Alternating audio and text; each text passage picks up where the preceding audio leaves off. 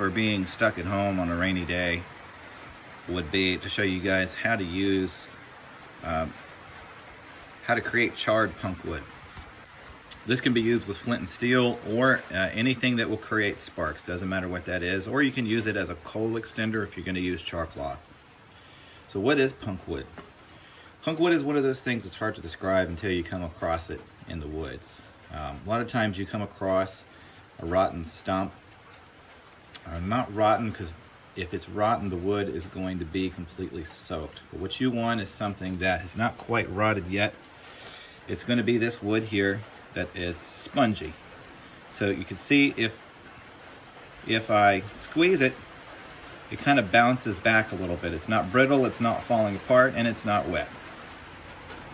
So what I've done is I found an Altoids tin and I just stick a couple holes in the top. Some folks say you need holes in this and some folks say that you don't. And I've packed it full of punk wood. And what I'm going to use is just a canister stove, like you'd use for backpacking, a lighter, and the stove itself. And we're going to put that on top and check back when we get a little bit closer to getting the material nice and charred. And then I'll show you how to use it. So what you'll notice after a while is that the flames that were once shooting out the side of your container have gone away. And there's just little wisps of smoke.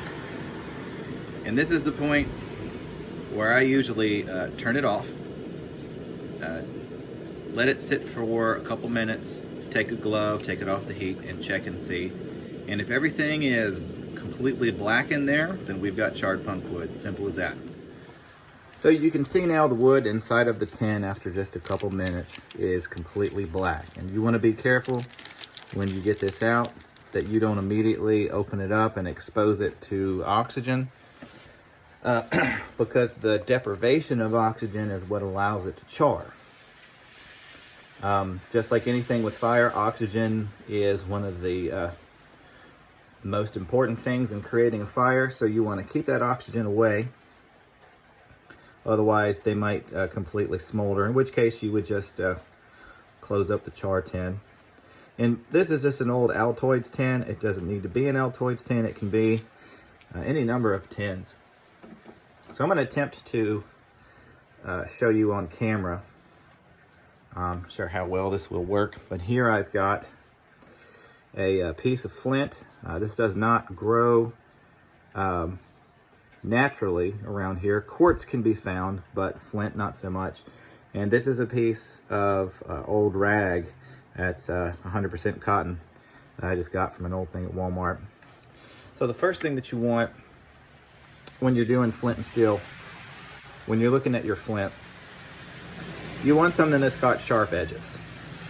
Because what you're doing is you're not smacking it up against here. You're removing pieces of the metal because the rock is actually sharper than the metal, and that combustion is what's causing those sparks. So hopefully here I'll be able to show you. It'll be a little bit difficult on camera without knocking things over. Don't have the best setup here, but we're gonna try. So first things first, there's a few ways to do this. I like to put it on top, and I like to put it at about a 45-degree angle.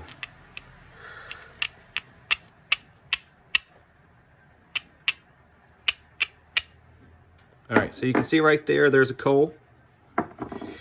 So I'm gonna I don't want to sacrifice the whole thing. So I'm gonna take that coal, put it on top, and I'm gonna blow.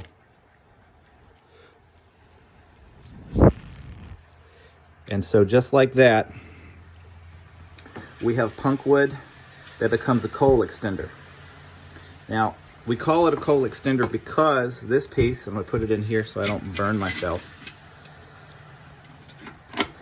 What that does, essentially, is it just gives you more surface area, something less brittle, so that if you had a marginal tinder bundle, you would be able to put more oxygen into your bird's nest without it going out. You can do the same thing with chaga, which is a whole different thing, and it's a way better coal extender. But this is one way to make the punk wood charred and to use it as a coal extender. So I hope that was useful to you. Questions, like, comment, subscribe. Let me know what you think.